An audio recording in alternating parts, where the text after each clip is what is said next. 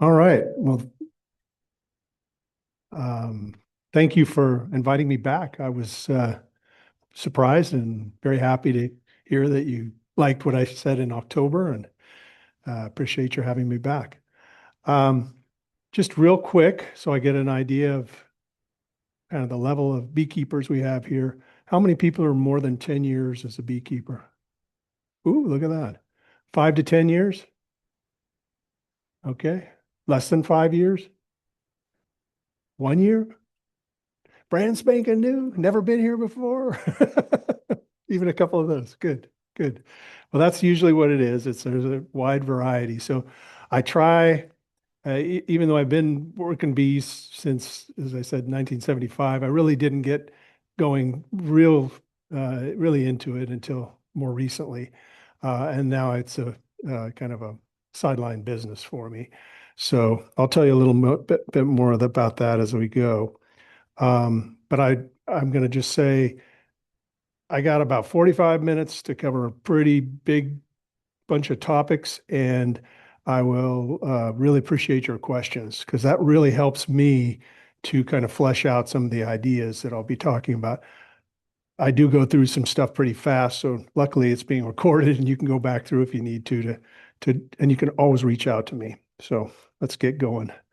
So what I was asked to talk about, um, kind of who I am, and then what's happening inside your hive right now, late winter to early spring, and just sort of following up. The way I looked at it was follow up from what I talked about in October, where you're shutting your hives down. Now we're in the opposite mode, picking things up and getting going again. Bees don't just wake up, they sort of get started and then it's like a big party. It's like all of a sudden you don't even know what to do because you got so many bees in your hive. So if things are going well, they go real well. That means you're going to probably get a swarm impulse. And how are you going to deal with that? I'll talk a little bit about what causes that and then some of the things you need to think about. The strategies that you need to use to kind of to deal with that, um, keep your bees from eloping, and hive swarm management, and then we'll wrap up with question and answers. I think for about 10 or 15 minutes, um, which is usually where all the learning is. Um, so I retired in, as I said, I started in 2015, but I retired from the from my job in 2019, and I joined the California Master Beekeeper program in 2020. I was awarded uh, after my master capstone. I was awarded my Master Beekeeper certification in 2022. Joined the MDBA board back in 2019, and then I retired this year um, from that job. Started the MDBA hub for camp in 2023, and I'll talk a little bit more about that. My goals in beekeeping, really, I like to just keep bees. It's kind of a thing that as I said, I started with my dad. It keeps me kind of tied to that relationship. He passed away a few years ago, but yeah, just I really value that kind of memories and the things that he taught me and how we work together. Um, Mount Diablo Beekeepers Association. So we're over in the Diablo Valley, Walnut Creek, Concord, Martinez area over there. And I was on the board. I wasn't the president, but um, I'm currently running about 20 to 40 hives, and I have hives in the area which I use to produce honey, and then I work with people all the way out here, up and down Palo Alto, Atherton, Hillsboro area, managing hives for people. So that's part of my business too. And of course, you're welcome to contact me on my phone number and email here. I've got a couple of different ways to access. Carol mentioned it, my website, and I have an Instagram page where I post like when I do cutouts. I do a lot of cutouts, so I post that. Um, so as in, when I talk about my goals, as important or more important really is what are your goals? Because that's going to determine how you're going to keep bees. If you're looking to pollinate, collect honey, you want to sell bees, each of these is going to be kind of a different way to approach how you manage your bees. A friend of mine wanted to sell bees. He had all nukes, 50, 60 nukes, and he just rotated queens and they were going out left and right. And as soon as one went out, he put a queen cell back in, and he was constantly churning that. He didn't have to do much mite control because there was a brood break every cycle, and it was very effective that way. So it's very interesting how these different techniques and different things you do can change how you manage your bees. You may want to teach. You may want to have 2 hives, 20 or 1,000 hives. You want to keep bees naturally or using organic techniques. And there's many goals and objectives as there are people. So just important to understand what you want to do. And then we can talk about how you would manage your bees with those goals in mind. All right, so let's get into it. These were 2 boxes that I opened up on the same day in my apiary. This is, I'm sure that y'all can relate to this. If you have more than 1 hive, they're never doing quite the same. This hive on the, let's see, that would be the left of the screen, had queen cells. They were putting in drone comb between the boxes. There was a lot of activity there, and they were going full bore. This is in the 23rd of February, so it's pretty early in the year this year for this kind of activity. I opened up another box, a couple hives down, and I've got maybe 1.5 frames of bees, and I put a pollen patty on it, and I've got to figure out how to make that work. So we got a lot of different things to talk about here. How are we going to manage that? I am Walnut Creek. Yeah, yeah. So what's happening? There's different things. Whenever I start this time of year, I have a couple of hives that have failed. So I start by looking what's happening in my hives. Why are they failing? What's happened? I've got a couple that have done well. I've got a bunch that have done well. But there's always 1 or 2 that seem to collapse right at the end.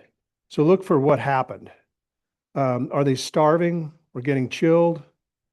Do you have excess moisture, poor ventilation, or condensation? Varroa mite infestation. We've changed the name of Nosema to Variomorpha because it's more descriptive of the actual organism. It's a gut organism. And I put amoebic dysentery here because the work that's been done just in the last couple of years seems to point more towards amoebic dysentery being more of a problem when you have a hive like the one I showed here. It's got a bunch of poop on the front of it. People always say that's Nosema doing that. And the reality is Nosema doesn't cause the bees anymore. The particular variety that's in our hives doesn't quite cause that problem, but amoebic dysentery does. So I throw that in as just something to think about.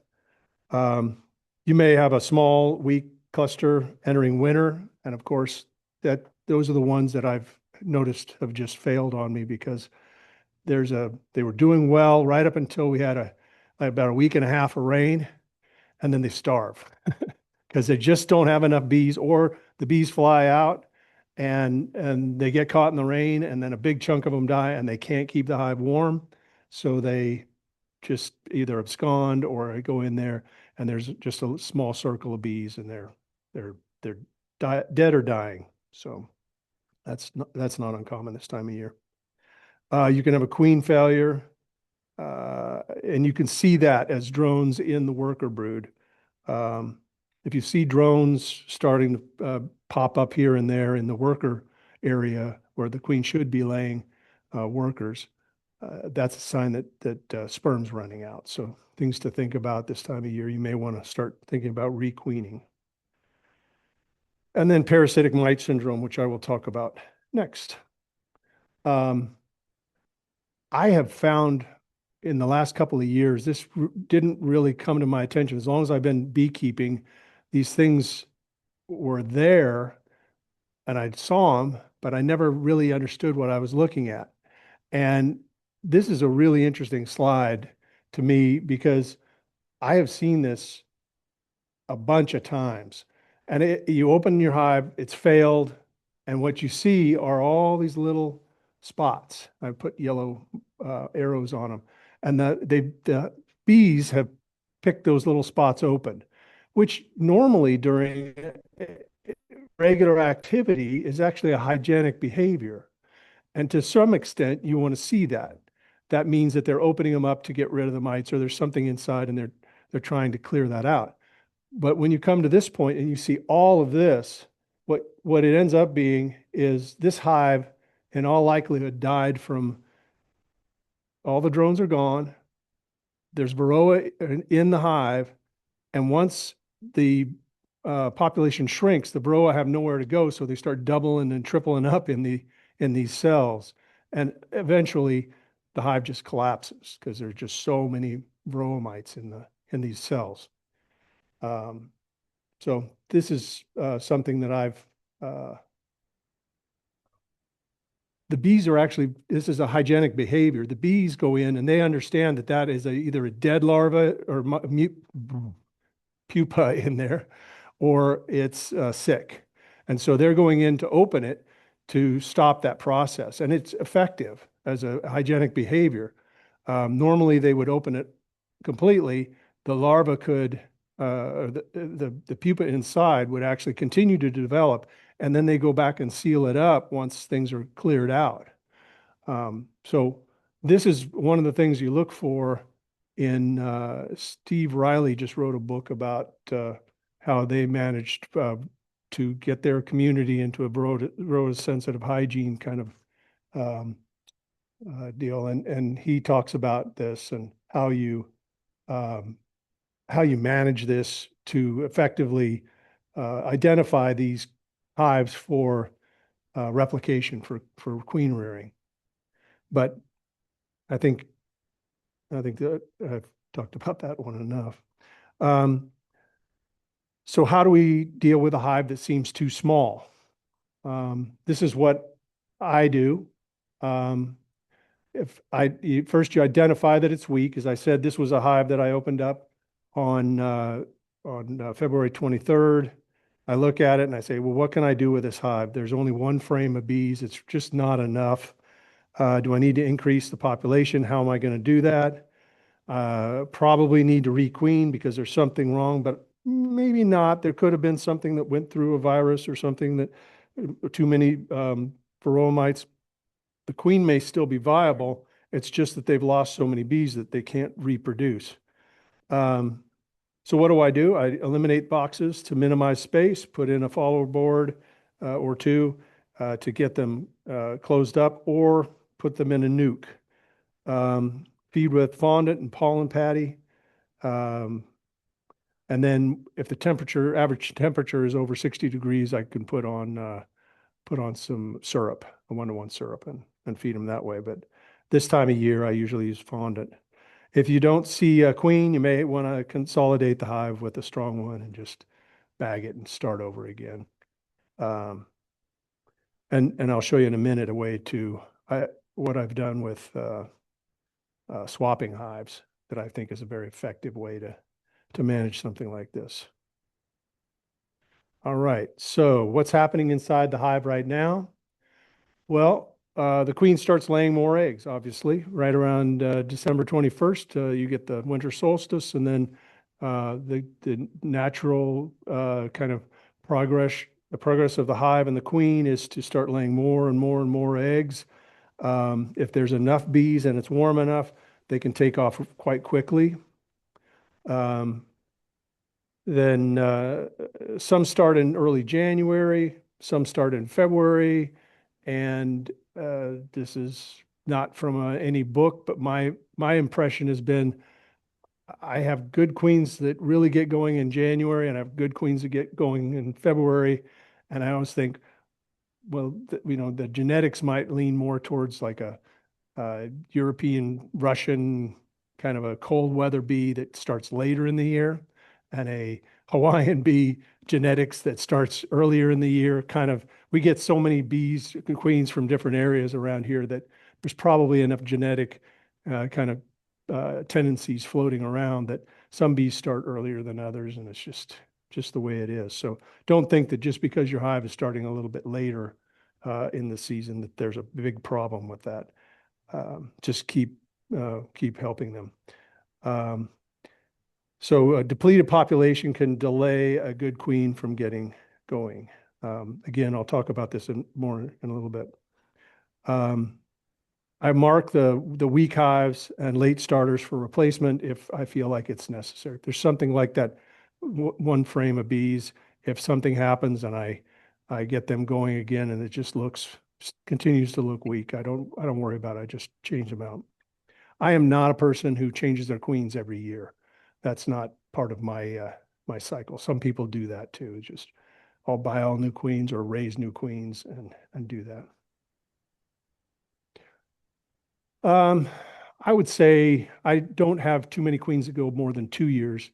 And a lot of that is just because I think we push them so hard these days that they just don't last. I have not found queens that continue to do well past 2 years. So that's just been my experience. I'd love it. If anybody have a queen in here that 3, 4, 5 years? Yeah, you got some? One? Yeah, yeah. I could say I probably have one that I could find in my apiaries somewhere that's 3 years old, but uh-huh. Okay. Yeah. Well, that's one you want to draft from again. That's a good line. And that's important. It's not for the topic today, but learning to graft and being able to do that is very important. Um, so bees clustering, breaking clusters, temperatures rise. We have a mild climate here, so uh, yeah, you can see the cluster breaking quite early here. Rapid brood ramp up with early pollen, nectar from almonds, mustard, fruit trees, and other plants. I don't know how it is here, but I know in our area, everything's blooming. It's just crazy right now. Um, yeah, so the hives tend to explode. And the picture I have at the bottom here is just of a frame I took out. Wasn't February, it was probably March, about a week later, March 1st. So you can see there's some of the hives are just going crazy. This is what it looks like if you haven't seen it. The cluster in the winter looks like the picture on the left, and it's tight and generally centered somewhere in the hive. And you'll see if you have two boxes, you'll see it this way. If you have one box, it'll be on the frames. But that's a pretty good looking cluster of bees, about the size of a football. But this time of year, it's more like what happens on the right, where they get dispersed. You start to see um, cold. It's just cold. If in October, I showed the same slide, and it's kind of interesting. That cluster, the person who did that picture, it was a Randy Oliver slide, smoked them. And the bees on the outside stayed because they're cold, they're chilled.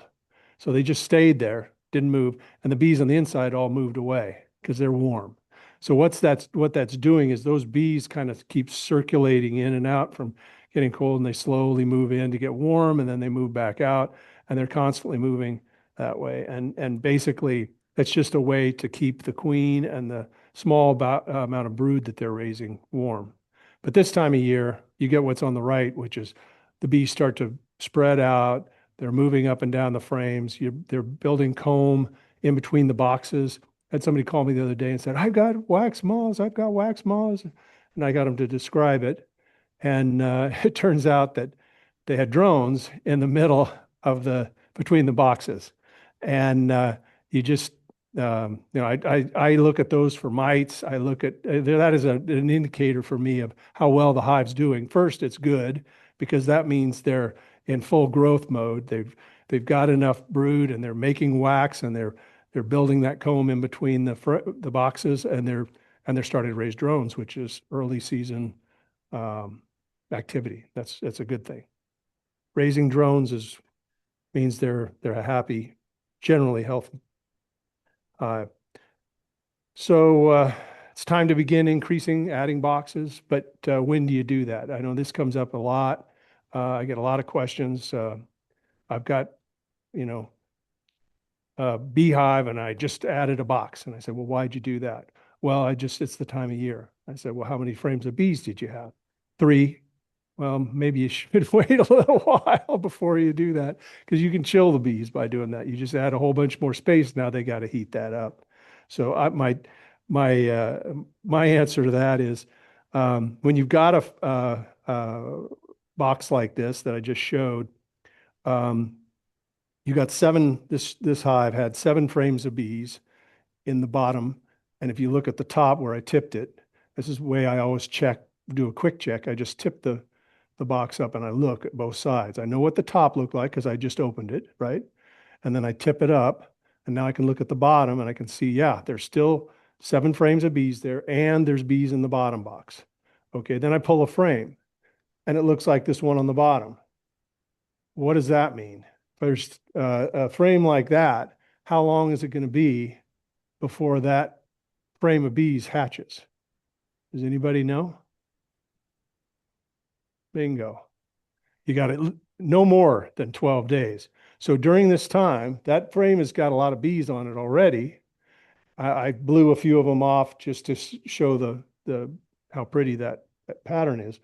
But you're going to have, when a bee is outside of the cell, it takes up 3 times as much room as it does inside the cell. That frame was actually in the top box. They had moved up. But the idea here is when you're looking this time of year, you need to look for frames like this and think, okay, when is that going to hatch? And what's that going to mean? Because I have 7 frames in the top and 7 frames in the bottom, and I've got 3 or 4 frames like this. That hive is going to be full in 12 days. And then they're going to start thinking, oh, maybe I should start making some queen cells. I've already made drones. I'm starting to, that process. So that's the process of thinking through, okay, what's happening in my hive and what's going to happen between now and next week and the week after. Start thinking ahead a little bit. That make sense? Feel free to ask questions if you have them. Yeah, so I would, in a situation like this, I would consolidate brood in one box. You can do top or bottom. I've done both. I've had good success consolidating the frames in the bottom box. There's a guy named Wally Shaw, who's a European beekeeper, and he recommends keeping your bottom box open, putting all your brood in the top. That they let them expand into the bottom. That suppresses the swarming instinct. So we'll talk about that in a minute too. I'll get a little more into that. So continuing the thought, remember that an adult bee takes up 3 times the room of a bee inside the brood cell.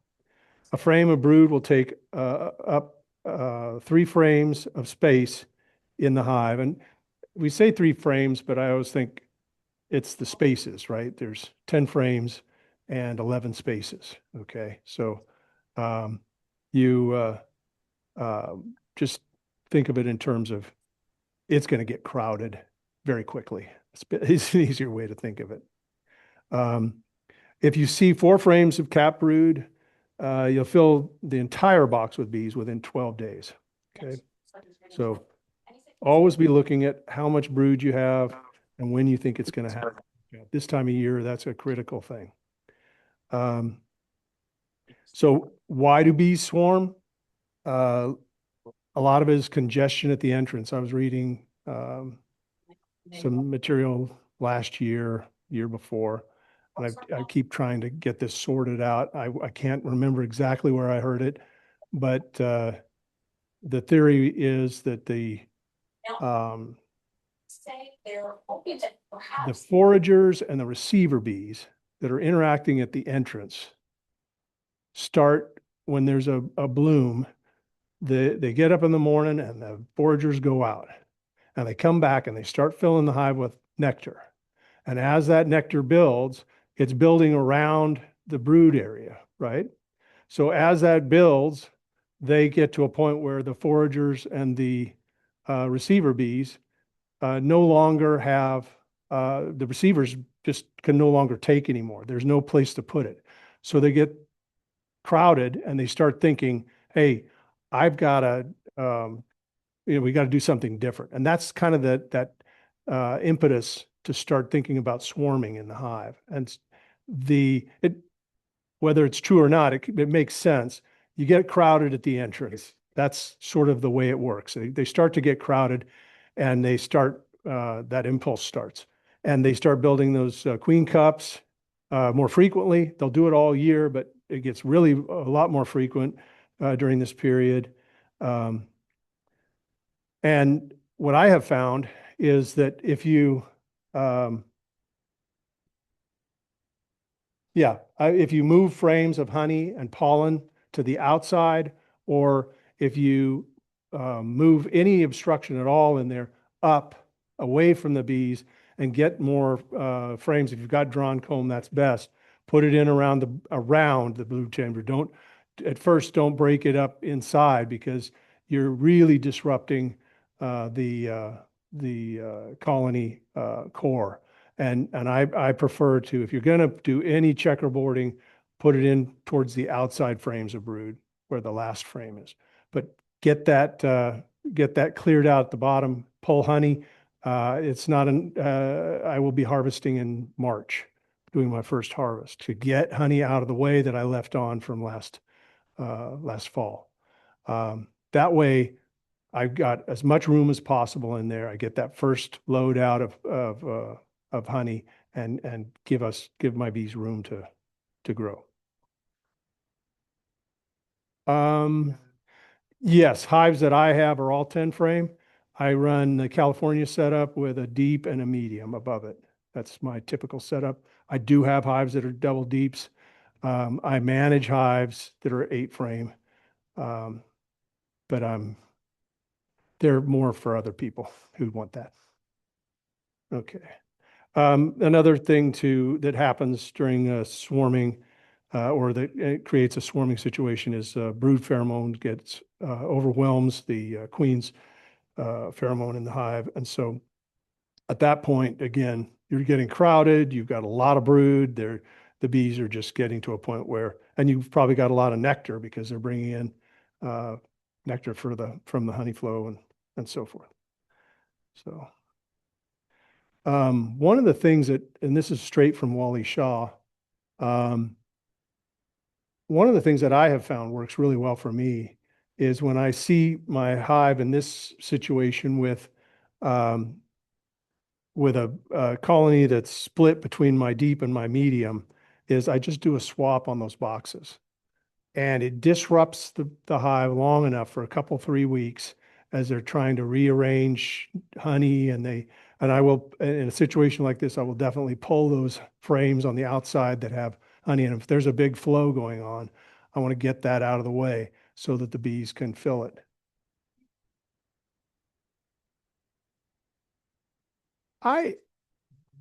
The question is, do I ever uncap the honey to get them to move it more quickly? I don't disagree that that's probably a good idea, but I don't do it myself. My tendency is to move the honey frames out of the way, just completely get them out of the way. Because if they're bringing in a lot of nectar, and I don't know how it is here, I shouldn't say that. I do know how it is here.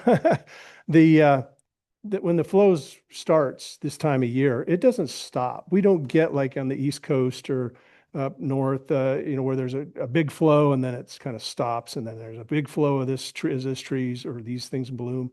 We kind of have a more consistent flow right through June, and so My tendency is just take those frames out, harvest them, or move them up in the hive so that they're just part of the honey I'm going to pull and harvest at some point. In that case, then I have more room. The cluster gets like the hourglass kind of figure, the middle one on the top here, and then they'll, over the next 3 to 4 weeks, they'll fill it in. Carol, how am I doing for time? Doing good? Okay, and I want to finish at, do I want to finish now? I can end it right here. No, I'm kidding. Um, there's to go back to kind of Wally Shaw's thing, where you have it's just all in the top box. If you do that switch, you really get a crowded group right at the entrance. And so there's some thought there that maybe you should just leave it on the bottom row like it is and let them just build down into the bottom box. You get less chance of swarming in that case. But in either case, you see what I'm talking about. Swap those boxes. Go ahead. This upper box is like the middle one. Do you see actual queen moving down into the lower box of the frame going from? I see her working downward. The answer to that is yes. Well, first off, the question is, do I see the queen moving down? And that would be like this bottom row left picture here, right? So, do you see the queen actually moving down and building in there? I have found it's slower, but it does happen. And the key is flow. When the honey starts really coming in, she will start moving down into that area and lay it really fast once they get to this. There's kind of like a magical point.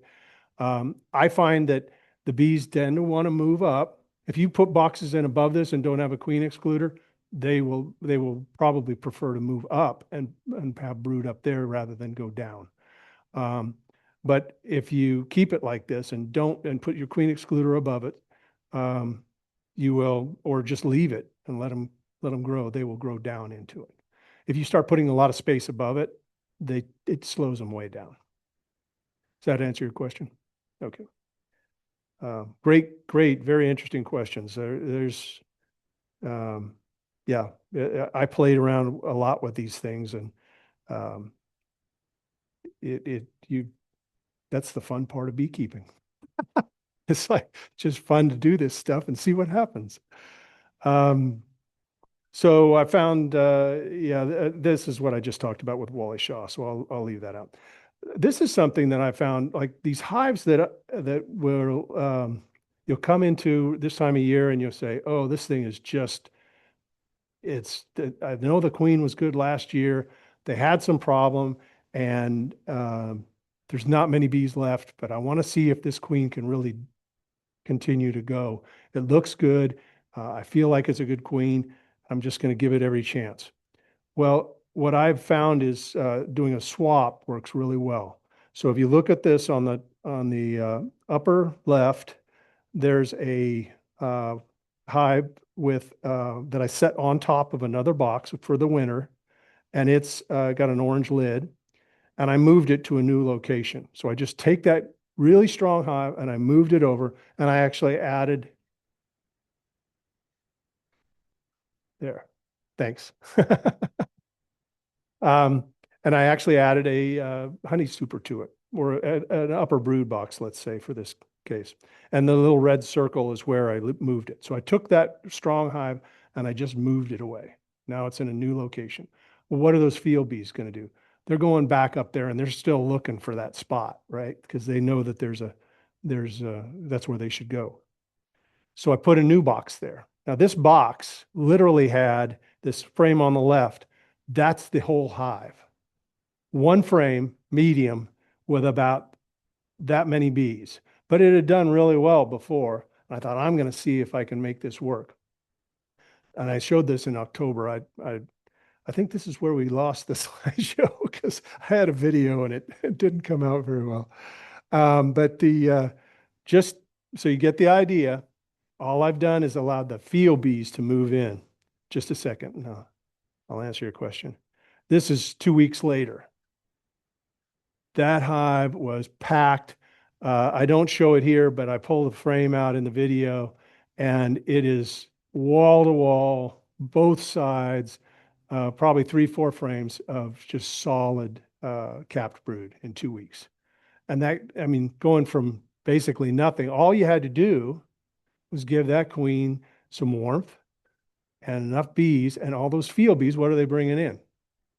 Pollen, nectar, all the resources. There was like 4 frames of resources in there. So it's like all of a sudden they're just, and I start slapping boxes on and put it over here and get it. I was like, this is really cool. It works. I just did it again today on a different hive. Yesterday I did it, and today I went in and checked, same thing. In this case, I had a queen like this. She failed. So what do? I go to one of my nice hives that I really like. I pull a frame of brood, eggs and larvae, and I just drop it in there. And they'll make a new queen, and it's a split, just like that. I've taken that really active hive, and when I moved it, they're not going to swarm now because I just peeled a whole bunch of the field bees out, and they've got a big drop in their population. And it's kind of an interesting way to both manage your weak hives and keep your strong hives from swarming. Well, in this case, it doesn't really matter, does it? Because you want those field bees to go back. This isn't about moving the hive and trying to keep all the bees there. You want those field bees to go back to the weak hive and build that population. And you in the back had a question too. Okay, okay, good. Yes, question.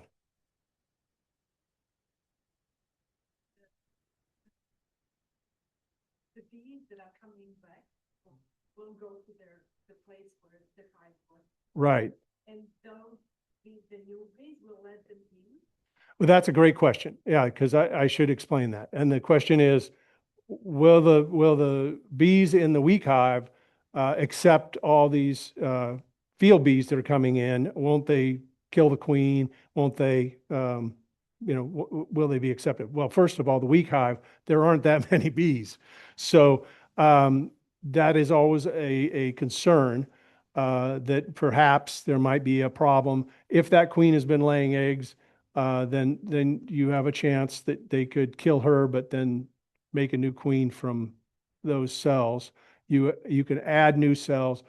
It's a weak hive that is going to collapse anyway. So from my standpoint, I've seen both. I used to think, oh, they won't kill her.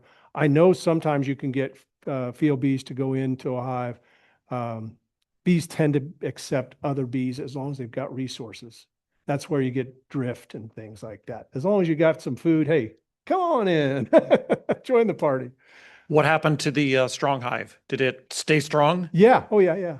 It was just like it was, because in that strong hive, I've got full frames. The way I identify it is what I just showed up there. Is there just all these frames of capped brood, and the nurse bees stay. So you've still got a lot of warmth in there. You've still got a very going hive, and then they just, as soon as all those bees come out, it's right back up to population, and I got to worry about swarming again. All these things are temporary because it's not long term. Janitorial question: are you going to scrape, or did you scrape off the? Off that como, absolutely. Yeah, yeah, yes. I always do that every time. I thought it was good for the show, but yeah, not. Follow up to scraping the comb off. Why? Oh, just it makes it easier to move it. If you continue with that, they'll either fill it with honey, which is a real mess later, or they'll start putting brood in it, which is a real mess later.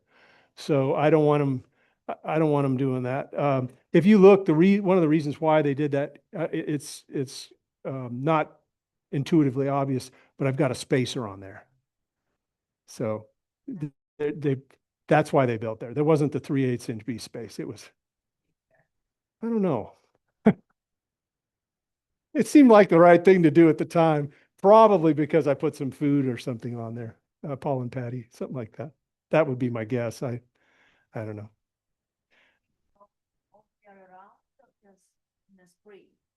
The spacer? I don't use spacers. This last year, I put insulation in my tops. and just set them back down.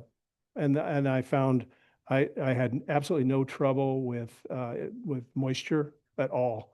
So I really starting to think that our lids are too thin, and they've got that metal sheet that just conducts cold and conducts heat in the summer. I'm going to leave the insulation in all year. And what do I use for insulation? I can show you at the end of this. Ask me again, and I've got a picture. And I want to go through this real quick, and then that's a great question. Don't let me forget. Here's a weak hive. I did a different direction. This is more standard. If you don't have hives to swap and do that kind of thing, this was a colony that was, what was it? Three boxes, a white one on the bottom and two boxes, medium boxes above it.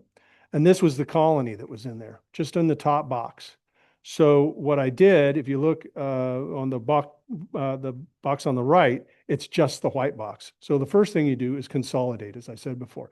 Take all that stuff off, put those bees in the bottom box so that they have less space they have to take care of. That's number one. And pests, you think about hive beetles, you think about varroa mites, all those things that you want to kind of try to control. It's better to control them in a small space. So put them in the white box at the bottom. I put on a pollen patty. I put on fondant, as you can see there, and it's harder to see in this picture, but there's actually two apivar strips I put in there just because the reason I think this hive was getting weak was because of varroa mites. You were the deep and two mediums, and they were all moved into the top. So now Did I say the top? I meant this white box here. They were in the top, and I moved them all down into the bottom. So it looks like the same, but it's taking these bees out of the top and putting them in the bottom box and then removing those other ones. Yes, probably. That would be my guess. Doesn't matter. But by the time they get healthy again, yeah, it'll be fine. Yeah. Yep. Good question. Good question. Okay. So that's just a different way of handling it. And I'm hoping this is helpful to some of you and just seeing how different ways to do this to help your weak bees. So again, the swarm impulse, congestion, abundant resources, an aging queen, pheromones weakening, all these things kind of contribute to why they swarm. In California, in our area, March, April, May, it starts to go from just occasionally to peaking in April, May, June kind of time, and it just gets crazy around here with all kinds of swarming. What are the signs? Queen cells. Obviously, if you got queen cells, you're there, but queen cups are another sign that they're getting ready. Not always the sign. I always collapse my queen cups just so that when I go back in the next time, are they making new queen cups? And I kind of get a feel for that. Yeah. When weather is critical, what I've seen with swarming is if you've got a week, you got a strong hive, and then you got a week of cold, rainy weather. When it warms up after that, that is a classic time for swarms. You got to be really aware that if your hive is strong, I'll wait a couple of days, and then the rains come, and you get a week or 10 days, especially. Those bees have been crowded in there, and they're starting to think, we talked about that 12 days, right? So all that brood is hatching out, and they got nowhere to go. So the pheromones get reduced, and they come out of that and want to swarm. Go ahead. You have that at the top, you said aging queen pheromones. What does that have to do with swarming? There's the impulse to swarm comes from a whole litany of things, but one of them is the queen's pheromones get so weak in the hive that because there's all this brood pheromone that they start to think it's time to make a new queen. So they're going to swarm with her, with the old failing queen? The old queen goes Okay. with that. And so, yeah. Does that make sense? I mean, feel free to argue. But yeah, and as she ages and her pheromones get lower and lower as she gets older. That question, is she producing less pheromones or just the pheromone level is Both. the same, but it's being diluted by the other pheromones? I'm not positive this, but I believe it's both. Yeah. Yeah. So back to the logistics. May How I often? Oh, ask, then what is the supersedes? What is the supersedes? it's the same thing. Well, supersedure can be injured queen.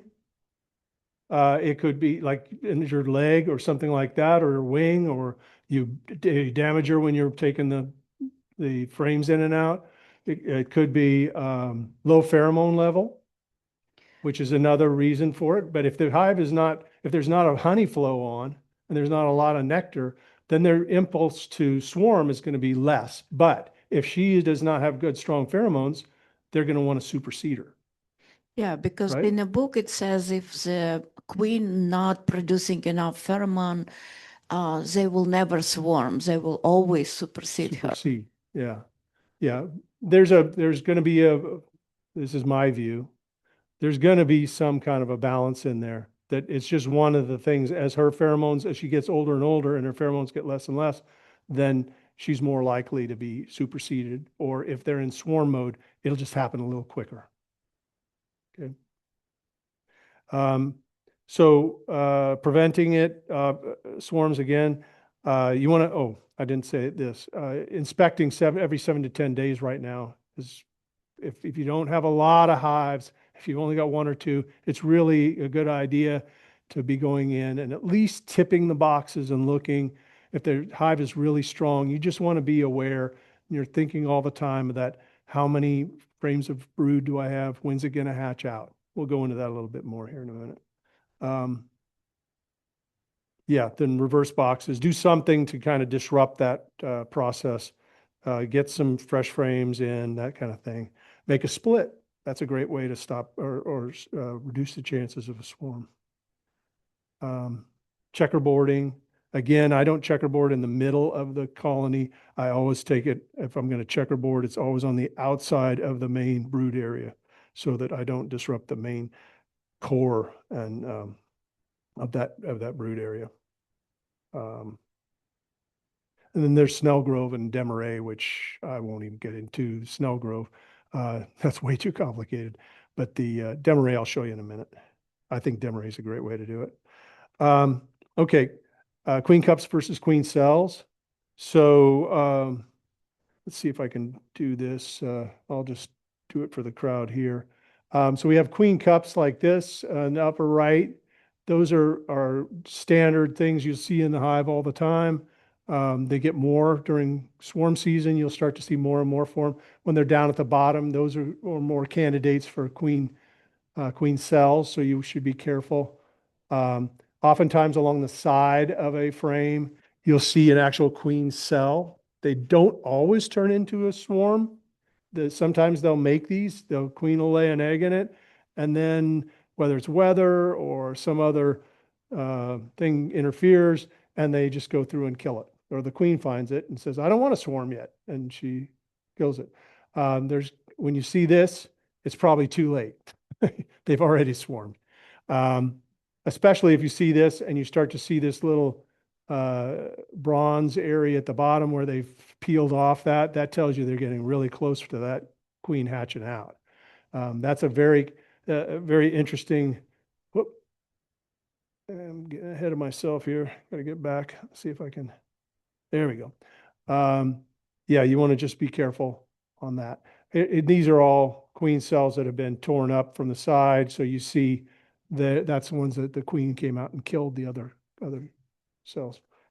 Okay, I'll try to move through this a little faster here. This is a queen cell in the middle of the frame here. That's back to your emergency queen or supersedure queen. I have actually seen these during swarm season. I believe that what I'm seeing is that they will make their queen cells, go to swarm.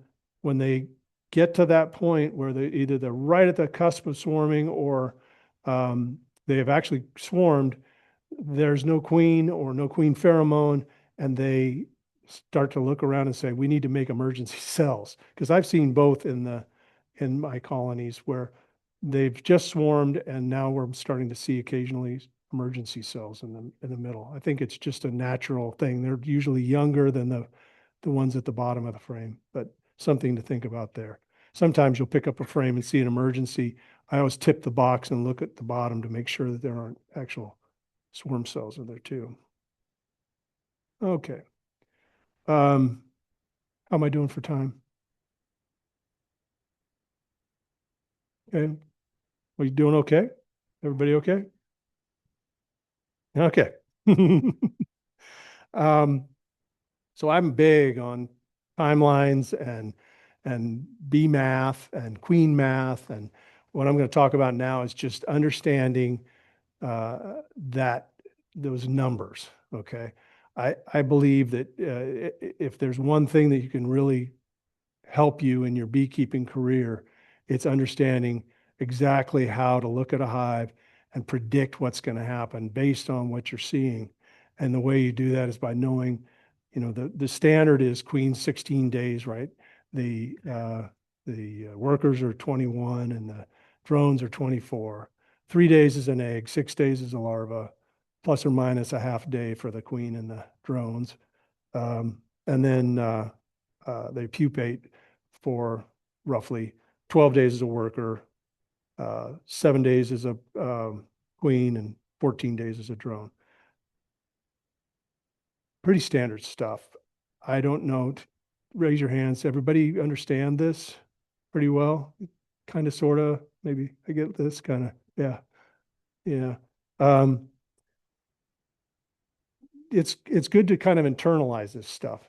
When you look at a queen, this is right straight from the camp, the California Master Beekeeper program slides, and I highlighted a couple things because I think it's important. The 8th day, this is where the queen gets the swarm will take place. If that's the mode they're in, they will swarm.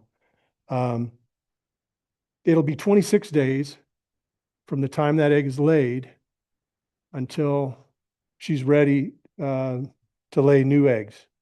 It'll be 47 days before you see those next generation hatch out. So you kind of start to think, okay, I've got almost 47 days. That's almost 2 months, right? Well, a month and a half, I guess. Where I've got a brood break. I've got these things going on that it's actually not quite a brood break during that, but I mean, you've got a lot of downtime where you don't have to worry about swarming again, that sort of thing. So what I did was I started thinking through, I've got these problems. Things like when do I expect to see eggs if I see a capped queen cell? What if I do a graft? When am I going to see different things happen? And what if I find an uncapped queen cell? What does that mean?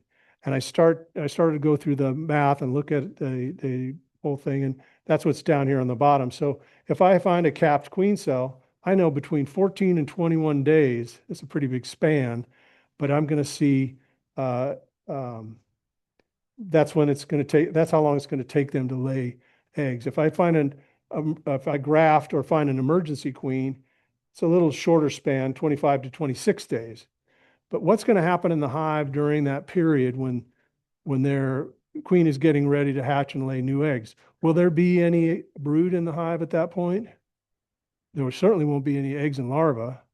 There won't be any cap brood either. And I can't tell you how many times I get calls.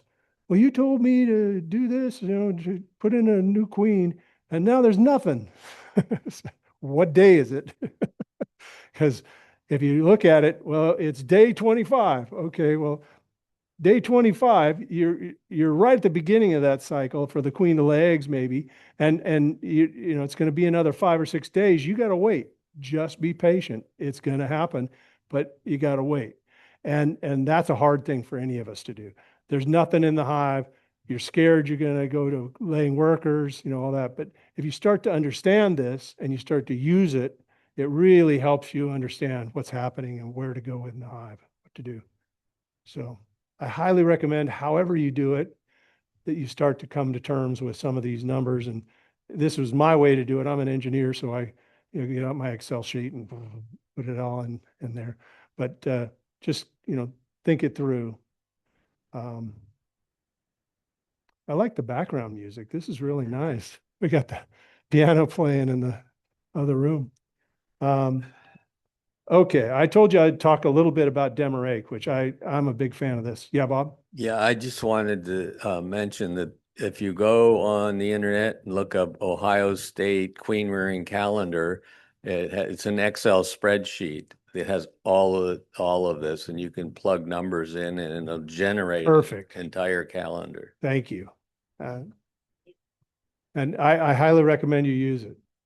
Again, Ohio State. Ohio State queen rearing calendar. Okay, yeah, Google that or DuckDuckGo it or whatever you use. Use your browser, find that. Thank you. That's great. This is a method I have just started using probably in the last 3-4 years, and I have found it pretty effective. It does 2 things though that are critical. Number one, you get your hive. It looks like this. Now they use a instead of a 10-frame hive in Britain, they use I can't think of the name of it. It's a 12-frame hive. So this national hive. So yeah. So this looks a little funky because it's got more frames than we use, but you get the idea. You've got this time of year, you've got a lot of brood in there. That's the red frames, right? And you got a queen. Okay. So, and you've got a couple supers on top, and you're collecting honey, and you go in and you say, uh-oh, I got queen cells, or I've got, they're getting ready to swarm and I need to deal with this. So what am I going to do? I don't want to have more hives, right? I don't want to have more bees in my apiary. So this is a great way to handle that. Basically, what you do is you look here. So what they've done here is he's added a lot of frames to the brood frames to this top box. He's minimized the frames in the bottom box. This is Demaraye's method. And put the queen in the bottom with a queen excluder above her. So she can't move up. She probably wouldn't want to anyway, because you got 2 honey supers in the middle. And so her pheromones are not going to carry, but it's always safest to put that queen excluder in there. Now what's going to happen in the bottom box? Well, she's got plenty of room. All that discussion we had, there's the Wally Shaw thing, he likes to have the bottom box empty, right? So that there's the communication between the foragers and the receivers. They're looking at it and saying, oh, there's plenty of room in here. And they kind of think it's like we just swarmed. We've gone through that process. This is isolated in the top. You can either use a queen excluder up here. You don't even really need much of anything. In this case, there mentions a Snellgrove board or a double screen board to let the heat go through, but not the bees. So you're going to have a box full of bees on top and brood. Within 3-4 days, they're going to look at this and say, oh, we're queenless. So they're going to start making a new queen. If you don't want a new queen, then you just go in and cull all those cells. Okay? Or you can make a new queen and then kill the old one. And now you've got a brand new queen, and it's like they just swarmed. But the idea is it's a kind of a substitute for swarming without having to make a whole new hive. You could take that same box and just set it off and make a split that way. This is kind of a vertical split. Does that make sense? So you can read up a lot on Demaraye, and you can pull all kinds of information from Wally Shaw's articles and things. Where's the escape on the upper brood area? you They could put- they got to get in and out somehow. Yeah, you would have to have, whoop. Meeting is being recorded. Okay, good. I'm glad it's being recorded. I think I just lost. Yeah, I think so. While you're figuring that out, Wally Shaw has free handouts with all of this stuff on the Welsh Beekeepers website. I am going to go to here. Where do I go to? I need to go to Zoom. And this is the web browser. We don't want this one.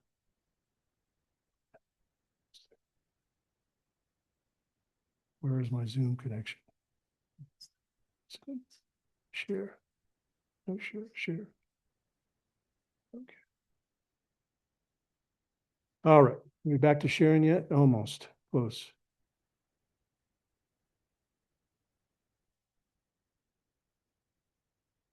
There we go. Okay. So you get the idea. And yeah, you need to have a snow grove board will have doors that you can work, but either an entrance at the bottom, or if you've got the notch in your inner cover, you can use that as an opening. Somewhere you need to have an opening so that they get in and out. You don't have to. If you put a queen excluder up here, the bees can move up and down. So you can get the nurse bees to go down and take care of the queen. The one, as I said, there's a couple of problems with this. The bees will all hatch out. You kill all the queen cells so that you don't get a new queen. And now what are they going to do as that brood hatches out? Well, they're going to fill it with honey, and you get a top box full of honey because there's just packed. I'm telling you, it's packed with bees. So it's great. It is definitely a delay mechanism. It is not a final answer. There is no, to my knowledge, no final answer. You constantly have to keep checking and doing this. So, well, the drones, yeah, you got to give them an exit. Otherwise, they all die against the queen excluder. Yeah, that's a good way to do it. Okay. Couple of things I thought I would just go through real quick. What do you do? I find queen cells capped. Do not cull queen cells to avoid swarming. This is not an uncommon problem with new beekeepers. You go in, you find queen cells, and you think, oh my God, they're going to swarm, and you start tearing them out, tearing them out, tearing them out, and you tear out all your queen cells, and then you think, oh darn, they've already swarmed, and now I got no queen cells, and of course at that point there's no brood, no eggs and larvae in there. So you always want to look for eggs and larvae before you kill queen cells. Right? Make sure that there's something they can make a new queen from. Okay. So what I do though, I will, once I've identified that they've already swarmed, I'll take it down to 1 or 2 queen cells, maybe 3 at the most. Let them fight it out. That's good. That's the whole survival of the fittest kind of thing. Want to encourage that, but you don't want 6 or 8 or 10. Because then you're going to get cast swarms. They're going to just be going off and you're going to lose all your bees that way. And then you're going to have 14 to 21 days before you see eggs. So keep that in mind. And there's probably going to be no brood when you're done, right? When they're in that process, all the brood will hatch out. They might have a few drones. Yes. Just 1 second, please. Let's say you found it in this case and you said, oh, they're capped. You culled it down to 2 or 3. Now you're going to close it up. How long do you wait before you open it again, before you're going to look for eggs? Do you wait for 3 weeks?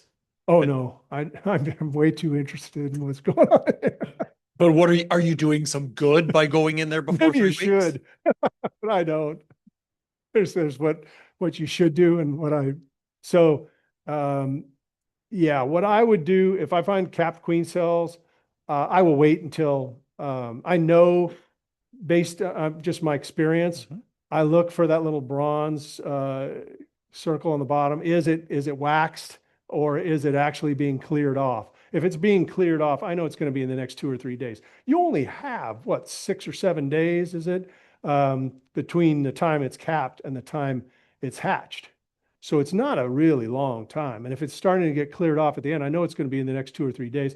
I might wait, 4 or 5 days or a week, but I wouldn't wait longer than a week. And I go in, make sure it's hatched. Sometimes I can't find her. A lot of times I can't because virgin queens move like a rocket. I mean, they're all over the place.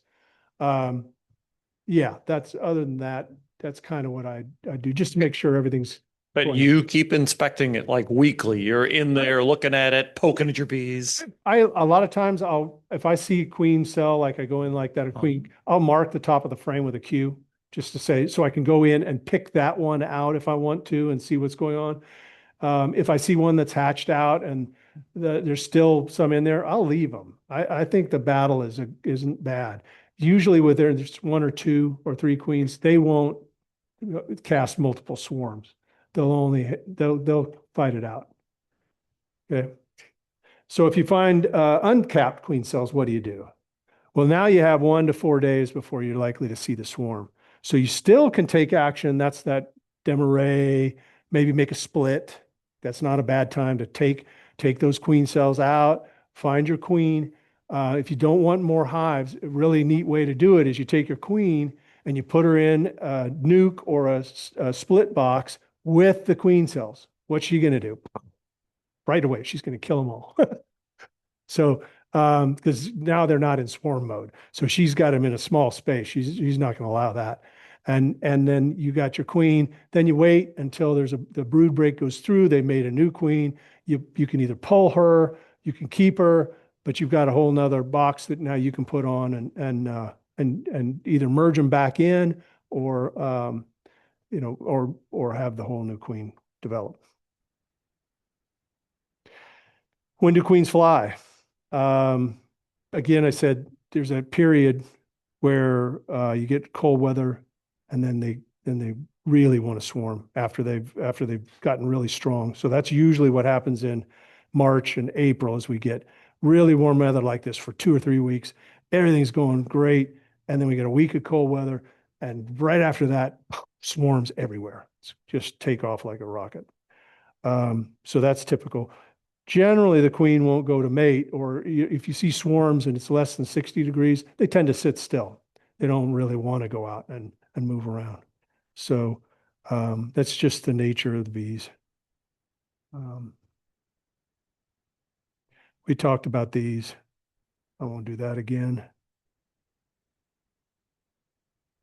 Yeah, think about it, real estate. Think about it like real estate. Give them more square footage before they call a moving van.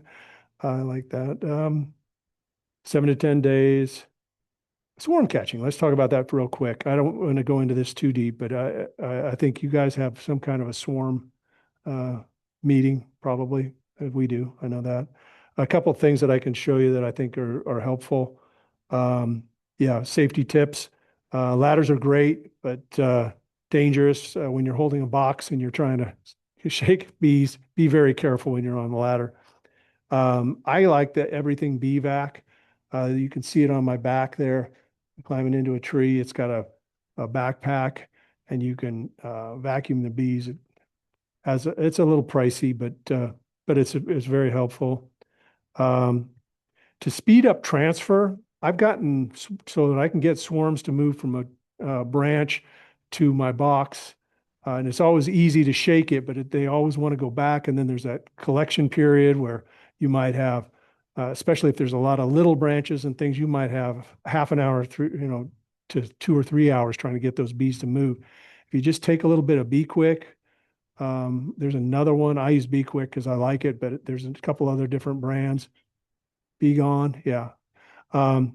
If you have them on a branch and you start to spray on the outside, they move away from it. And as you kind of get them to move towards your box, you just keep spraying along that branch, and then they don't want to go back there. And it can cut your time for transfer from a swarm to the box easily in half. Sometimes I can get them to do the whole move in 15 minutes. It's really nice way to move bees. Yeah.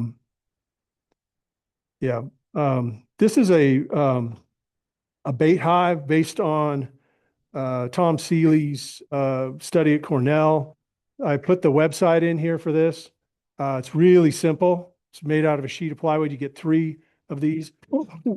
Well, that's not what I meant to do. You get 3 of these out of 1 sheet of 4x8 sheet of plywood. I put in a frame of drawn comb and a couple of just empty frames. Works really well. Let's see. I then put a swarm lure inside and the lid just fits on. If you want to, you can hang it in a tree, just pull it on a rope and pull it up. It's a real easy way to get it up there. This is the other thing that it's called swarm reacher. This is a pole that's just painter's pole. It's an extension pole, so you can move it up and down. This just shows a picture of the guy standing on a ladder. I found, and you just take a frame. Let's see if I can do this without spilling my water this time. And the best way to do this is a frame with some open brood on it, because the queen will walk right out of that swarm and onto a frame of open brood. She just almost immediately, she wants to see what's going on and put her mark on it. So you just hook this in like this, screw it down, and then you put this up on the swarm and just hold it there for about, just a minute or 2. And the bees will just go right onto it. So I highly recommend this. And it's a great safe way to avoid even having to get on a ladder. And once you get the queen, it's real easy to move the rest of the bees. Okay. I talked about the everything BVAC, Bee Quick, and of course, Swarm Commander is a good way to get the bees to be attracted. Yeah, remember, if your bees swarm, it's not a failure. It's just starting their own colony. So you're basically a bee venture capitalist. Yeah, spring is an exciting time and chaos, and try to stay ahead of it. Remember, 7 to 10 days in your hives and you should be okay. And you can always reach out to me at any time. I do teach a course. I work a lot with UC Davis, and I've got a Working Your Hives class where we go through a lot of the biology and a little more in depth into this. It's about 3 hours, 2 hours this time. And so more of the same kind of stuff if you want to do that. I also teach, or teach is a bad word. I help run a study group through Mount Diablo, but it's $250 for the apprentice level course at UC Davis. Then you can move on to the journey level and then get a Master Beekeeper certification. If anybody wants to know about that, you can reach out to me. But the apprentice level, I run a study group and it's open to everybody.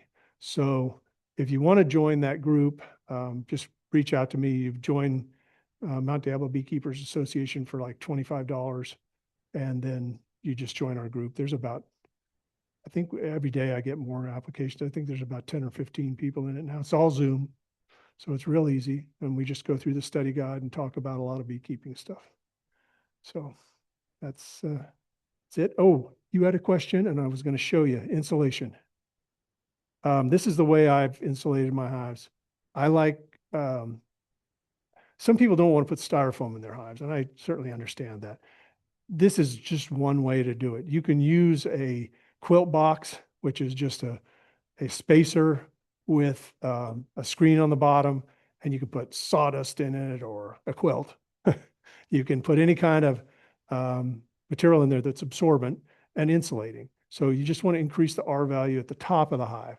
That's where the moisture comes up, and if it hits a cold surface, it's going to condense. You're going to get water dripping down. You're going to get mold. You're going to get all kinds of fungus growing in there. It wrecks the wood and all kinds of things that are not good in a beehive. So in this, insulating that top, I think, has been a big benefit to me overwintering my bees this time. I was always about ventilating on top. That's the way I've run my hives for the last 10 years. And I've really switched now. Go ahead, Carol. Is that insulation in the top lid? Yeah, I just took the top lid. I went to Home Depot. I got these sheets of styrofoam. They come in like little 1/2 inch sheets. They're 40 inches long and 20 inches wide. And I would cut it to fit the lid. And there's actually this one looks like it fits all the way, but typically I have to cut another little strip to fit along to make it work. And then this Mylar bubble wrap, some people just use that and put that Mylar in their hive. I used it because I noticed that if you just put the styrofoam right against the hole in the inner cover, the bees start to chew it out immediately and take it away. So I put that Mylar in there and I never saw any moisture. It's funny though, I did where I left that little gap open on either side because it's not quite wide enough. I would get it would just be flood of water up there. So yeah. Yeah, and it's okay if water builds up on the outside and drips down. That's normal, like what would happen in a tree. You get moisture that goes down and it'll puddle in the bottom, and you always want to have your hive tipped a little so that runs out. Bees that won't bother the bees, that kind of moisture. But if it's in the middle and it's dripping down, or if you get this big fungus buildup in the top, I just don't think that's good. Same thing, Home Depot comes in a roll. I think you can do one roll of Mylar and one of those, it's like 4 or 6 sheets of that foam. You can do 10 hives. It's a lot. You get a lot for a little. I'm going to leave it in all summer because it's the same thing in the summer. They have to cool the hive. Those metal, I don't know if you've ever felt the inside of your cover, not the metal side, but the wood side in the heat of the summer. It's still it's warm in there. I've killed some queens with a spacer and having just the metal cover on top, or the standard telescoping cover. I sometimes store queens in the upper part to bank them. And I've killed some that way they just get overheated in there. I also got the styrofoam with the silver lining on the back. Yeah, I don't mean to say that this is in any way, shape, or form the only way. It's just what I did last fall. Did it to all my hives, and everyone that I did it to seemed to be successful. I put Mylar up on my hives last fall and it did great. But one of the We've got 16 people online, so if you can wait for the microphone, we'd appreciate that. I put Mylar on all my hives last fall. One of them, the bees have chewed the silver surface off the Mylar. That's wild. Yeah, they are amazing. I do cutouts, and you should see some of the stuff that bees chew through. You'd think they were woodpeckers. Yeah, they are very good at removing things they don't want. Yeah, that's interesting. When I started beekeeping, I bought some old hives, wooden boxes and tubs.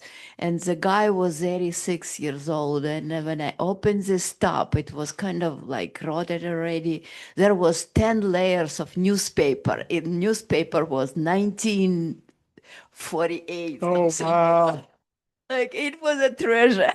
That's funny. Yeah. Yeah. Well, that's it for me. I think Thank you so much. That was really great. yeah. I've got a lot of stuff I could talk about, but I think that's good. Thank you for having me back. This has been really nice. Reach out to me Thank if you you. have any questions.